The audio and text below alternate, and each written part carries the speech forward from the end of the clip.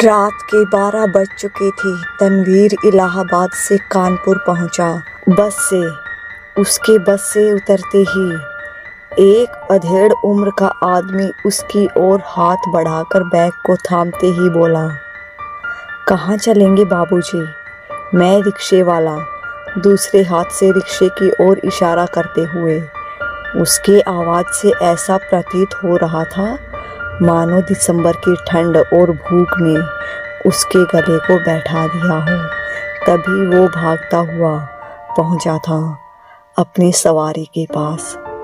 तनवीर ने उसकी ओर देखते हुए कहा, बड़ी हवेली चमनगंज जाना है, कितने लोगे? सन 1978 की उस कड़ाके की ठंड में केवल 4 रिक्शे वाले और 2 टांगे वाले थे। हर जगह कोहरे ने चादर चढ़ा रखी थी। रिक्शे वाले ने कहा, 10 रुपए दे दीजिएगा। ठंड भी तो है सरकार। तनवीर ने रिक्शे की तरफ चलते हुए कहा, ठीक है चलो। रिक्शे पर सवार होते ही तनवीर ने अपने जैकेट से सिगरेट का पैकेट निकाला। एक सिगरेट उसमें से निकाला और पैकेट वापस जैकेट की जेब में रख दिया। उसी जेब से लाइटर निकाला और सिगरेट जलाई। एक लंबा कश लगाकर अंदर खींचा और राहत की सांसों के साथ सिगरेट का धुआं बाहर छोड़ा। उसका चेहरा तनाव रहित लग रहा था। उसने रिक्शे वाले से पूछा, रात भर रिक्शा चलाते हो क्या? परिवार नहीं है क्या शहर में? रिक्शे वाले ने जवाब दिया, नहीं बाबूजी, 2 बजे तक चलाएंगे, फिर कमरे पर जाकर आराम करेंगे। सुबह 9 बजे से 1 मील में काम करते हैं, यहीं पास के गांव के हैं, इसलिए परिवार नहीं रखा शहर में। अरे वाह, तुम तो काफी मेहनती मालूम पड़ते हो। कितना पढ़े लिखे हो? तनवीर ने उसकी ओर देखते हुए पूछा। मैट्रिक पास है बाबूजी, रिक्शे वाले ने जवाब दिया। सिगरेट के आखिरी कश को खत्म करते हुए तनु चमनगंज पहुंच गया था। रिक्शे वाले ने हवेली के पास रिक्शा रोकते हुए कहा, लीजिए पहुंच गए बाबूजी बड़ी हवेली। तनवीर ने अपनी जेब से बटुआ निकाला, उसमें से 10 रुपए का नोट रिक्शे वाले को दिया, फिर बटुआ जेब में रखते ही बैग को कंधे पर टांग लिया और हवेली की तरफ बढ़ने लगा। हवेली के गेट पर एक चौकीदार बैठा था। उसने तनवीर के आने की खबर शायद पहले से ही थी, इसलिए तो उसने नाम सुनते ही गेट खोल दिया। तनवीर हवेली के मुख्य दरवाजे की ओर बढ़ा। चौकीदार ने उसके हाथ से बैग लेकर अपने कंधे पर टांग लिया और दूसरे हाथ में लालटेन थाम रखी थी। दरवाजे पर पहुंच उसने कुंडा खटखटाया। कुछ देर में दरवाजे को एक 18 साल की सुंदर लड़की ने खोला। उसने तनवीर की ओर देखते ही एक नादान सी मुस्कान अपने चेहरे पर झलकाई।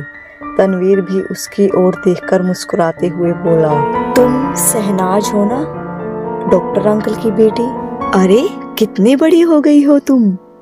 शहनाज ने अपनी अम्मी की कमरे की ओर इशारा करते हुए कहा, आप भी तो इतने खूबसूरत हो गए हैं। और आगे उसने कहा कि अब आंटी को देखने के लिए कोई भी नहीं रहा, इसलिए मुझे पापा ने यहाँ पर रुकने को कहा है। लेकिन अब तो आप भी आ गए हैं, तो एक से भले 2। उसने तन्नू की मम्मी के कमरे का दरवाज़ा खोला। उसकी अम्मी रजाई के अंदर लिपटी पड़ी थी। उन्हें एल्जाइमर नाम का दिमागी रोग हुआ था। उनकी हालत ज़्यादा नाजुक थी, इसलिए तन्नू को तुरंत बुलाया गया था। तनवीर नवाबों के परिवार से ताल्लुक़ रखता था और पढ़ाई करने के लिए इलाहाबाद यूनिवर्सिटी में दाखिला दिलवाया गया था। उसके वालिद ने गुजरने से पहले सब कुछ उसके नाम पहले ही कर दिया था, क्योंकि वह अपनी बेगम की तबीयत के बारे में जानते थे।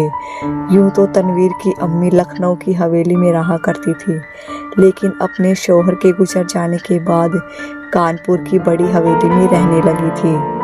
तन्नू ने शहनाज से अपनी अम्मी की सारी जानकारी ली। क्योंकि वह सो रही थी, इसलिए उसने जगाना सही नहीं समझा। शहनाज ने तन्नू को उसके कमरे की ओर ले जाते हुए कहा, तुम इस हवेली में पहली बार आए हो ना, इसलिए तुम्हें बता रही हूँ। नीचे बेसमेंट में कभी मत जाना। सब कहते हैं उसमें एक रूह रहती है। तुम्हारी अम्मी को भी यहाँ नहीं आना चाहिए था। यहाँ आते ही उनकी तबीयत ज़्यादा ख़राब हो गई। तुम भी ना बच्चों जैसी बातें करती हो शहनाज। आज के ज़माने में कहीं कोई मानेगा इन सब बातों को। अच्छा ये बताओ, तुम्हें कितनी बार पकड़ा उस रूह ने? तन्नू ने मुस्कुराते हुए पूछा। मजाल है मेरे सामने कोई रूह आ जाए। मेरे गले में पीर बाबा का ताबीज है, तुम्हारे लिए भी ला दूंगी, शहनाज ने इतराते हुए कहा। उसने एक कमरे के दरवाजे के सामने रुकते ही कहा, लीजिए हुजूर, आपका कमरा आ गया। तन्नू ने दरवाजा खोला और अंदर बिस्तर की ओर बढ़ा। वो काफ़ी थका हुआ था। उसने तुरंत ही खुद को बिस्तर पर फेंक दिया। शहनाज ने उसकी ये हरकत देखी और लालटेन को टेबल पर रख दिया जो बिस्तर के ही पास था। फिर तन्नू की ओर देखते हुए कहा, अच्छा अब मैं चलती हूँ, तुम भी आराम से सो जाओ, सुबह बातें होंगी। तन्नू ने उसकी ओर देखते हुए कहा, गुड नाइट। शहनाज ने भी इसका जवाब गुड नाइट बोल कर दिया। तन्नू को रात में प्यास लगी। उसकी नींद खुल गई।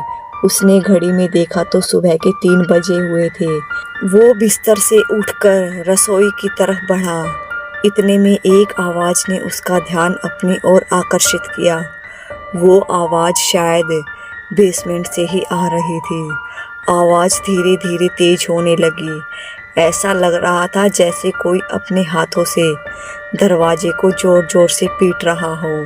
तनवीर के कदम रुके नहीं। वो सीधा बेसमेंट की ओर लपका और दरवाजे के सामने खड़े होकर आश्चर्य से पूछा, कौन है अंदर? तनु ने अपने कान दरवाजे पर रख दिए ताकि सुन सके कि अंदर से कोई आवाज़ आती है या नहीं। लेकिन इतने में 2 भयानक हाथ दरवाजे तोड़ते हुए बाहर निकलकर तनु की गर्दन सहित पकड़ लेते हैं। तनु अपनी आंखों को बंद करके जोर से चिल्लाया, बचाओ बचाओ। जब आंखें खुली तो देखा सुबह हो चुकी थी। सूरज सिर पर आ चुका था और चिड़ियाओं की आवाज़ों से सारा वातावरण उत्साहित हो रहा था। अगली सुबह तनवीर अपने बिस्तर से उठकर फ्रेश होने के बाद सीधा डाइनिंग टेबल पर जा पहुंचा। शहनाज पहले से ही वहां मौजूद थी और जूस पी रही थी। तनु ने उससे भूमिका बांधते हुए कहा, अच्छा कल जो तुम उस बेसमेंट वाली रूह के बारे में बातें कर रही थी, शहनाज इसका कोई और प्रूफ है या ये तुम्हारे दिमाग की ही उपज है? तुम्हें क्या लगता है मैं कोई पागल हूँ जो अपने आप से ही भूत आया चिल्लाऊंगी? सिर्फ मैं ही नहीं और भी गवाह हैं जिन्होंने ये दावा किया है कि उन्होंने रूह को देखा है। शहनाज ने काफ़ी आत्मनिर्भरता से जवाब दिया, तो ठीक है, आज इस रहस्य को भी और नज़दीक से जानने का मौका मिलेगा। पहले जरा नाश्ता करके अम्मी से मुलाकात कर लूं, फिर हम दोनों मिलकर इस मसले की तहकीकात करेंगे। तनु ने काफ़ी उत्साहित होकर कहा, निहारिका ओ निहारिका, जरा नवाब साहब के लिए नाश्ता लगाना। शहनाज ने पुकारते ही तनु की तरफ देखकर आंख मार दी। तनु भी अपनी मुस्कान न रोक पाया। वो उस शख्स को देखने के लिए उत्साहित था जिसका नाम शहनाज ने पुकारा था, निहारिका। वह नाम सुनते ही लगता है जरूर किसी अप्सरा का होगा। तनु ने मन ही मन सोचा और मुस्कुराने लगा।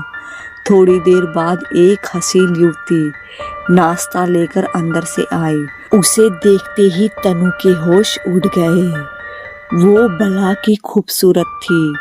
कोई भी उसे देखकर नहीं कह सकता था कि वह घर की नौकरानी है।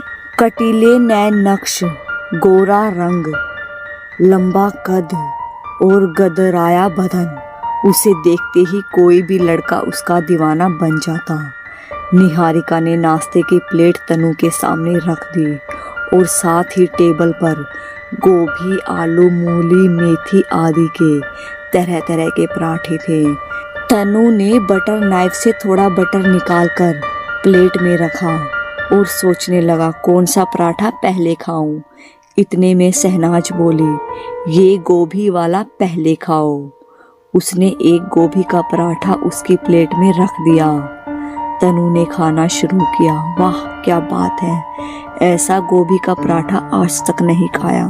तनु ने पराठा मुंह में डालते हुए कहा, अच्छा है ना? इस हवेली में काम करने वाले रसोइये बहुत अच्छा खाना पकाते हैं। शहनाज ने तुरंत ही कहा, और कुछ चाहिए नवाब साहब को? निहारिका ने तनु की तरफ देखकर मुस्कुराते हुए पूछा। तनु ने भी मुस्कुराते हुए नहीं में इशारे में गर्दन हिला दी। निहारिका समझ गई और अपना काम करने वापस जाने लगी। तनु ने अपना नाश्ता ख़त्म किया और टेबल से सीधा उठकर शहनाज के साथ अम्मी के कमरे की तरफ बढ़ने लगा। कमरे में पहुंचते ही देखा अम्मी एक टक छत को देख रही थी। उसने अम्मी को देखकर पूछा, अम्मी अब कैसी तबीयत है आपकी? लेकिन कोई जवाब नहीं मिला। उसने 3-4 बार पूछा लेकिन बिल्कुल सन्नाटा।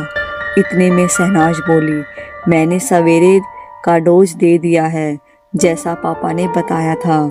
थोड़ी देर बाद इन्हें नींद आ जाएगी। इनके लिए आराम करना बहुत ज़रूरी है। शहनाज ने जैसा बोला था वैसा ही हुआ। थोड़ी देर बाद तनु की अम्मी की पलकें भारी होने लगी, जिन्हें अब खुला रखना तनवीर की अम्मी के बस में नहीं था और वह गहरी नींद में सो गई। तनु और शहनाज अपने तय किए हुए कार्य पर लग गए। उन्होंने हवेली के सभी नौकरों को बुलवाकर पूछताछ की। उनमें से ज़्यादातर का यही कहना था कि उस बेसमेंट में से कभी कभी किसी के चिल्लाने की आवाज़ आती है। उन्होंने इस बात का भी जिक्र किया कि उनमें से कुछ ने वहाँ तेज लाल रोशनी जलते हुए देखी है। सभी से पूछताछ करने के बाद तनु ने शहनाज की तरफ देखकर कहा, इसका मतलब यह है कि इस हवेली में सही में कोई रूह है, लेकिन तेज लाल रोशनी का क्या मतलब है? अच्छा शहनाज, तुम्हें पता है इस हवेली को कब खरीदा गया या इससे पहले इसमें कौन रहता था? इन सब बातों का पता चलना बहुत ज़रूरी है, तभी किसी नतीजे पर पहुंचा जा सकता है। शहनाज ने कुर्सी से उठकर तनु के इर्द गिर्द चलते हुए अपने दोनों हाथों की उंगलियों को आपस में जोड़ते हुए कहा, जहाँ तक मेरी जानकारी में है तुम्हारे अब्बू ने इस हवेली को गुजरने से 5 साल पहले ही लिया था। उन्होंने इस हवेली को अपने पुरातत्व विभाग के दोस्त और सहकर्मचारी डॉक्टर जाकिर से खरीदा था। उन्हें लंदन की यूनिवर्सिटी से बुलाया गया था और उन्होंने जाने से पहले ये हवेली तुम्हारे अब्बू को बेच दी। शहनाज ने बोलना जारी रखा। तुम्हारे अब्बू के गुजर जाने के बाद घर का खर्चा, हवेली के रखरखाव में दिक्कत आने लगी थी, इसलिए मुनीब जी और बाकी के जिम्मेदार सदस्यों ने ही लखनऊ की हवेली बेचने का फैसला किया था। फिर भी खर्चा चल ही रहा है। कई जगह खेती से अच्छी खासी आमदनी हो जाती है। तुम्हारे अब्बू और डॉक्टर जाकिर इस हवेली में अपने प्रयोग की कुछ वस्तुएं भी रखते थे, मैंने ऐसा सुना है। तनु काफ़ी गंभीरता से इस बड़ी हवेली के ख्यालों में खो गया। तनु अपने ख्यालों में ये सोचता रहा कि आखिर उस तहखाने में ऐसा क्या होगा जिससे सभी हवेली के नौकर डरे हुए हैं। क्यों ना तहखाने को एक बार खोलकर देखा जाए। मैं कल ही उस तहखाने को खोलता हूँ, तनु ने मन ही मन सोचा। शाम हो चली थी। तनु ने अपनी अम्मी को दवाई खिलाई और हॉल में चिमनी के पास आकर बैठ गया। निहारिका तुरंत उसे चाय की प्याली देती है। तनु निहारिका की तरफ बड़े प्यार से देखता है और पूछता है, घर में कौन कौन है? ये कहानी अभी जारी रहेगी। इस कहानी को आगे सुनने के लिए चैनल को सब्सक्राइब, वीडियो को लाइक शेयर जरूर कर दीजिएगा।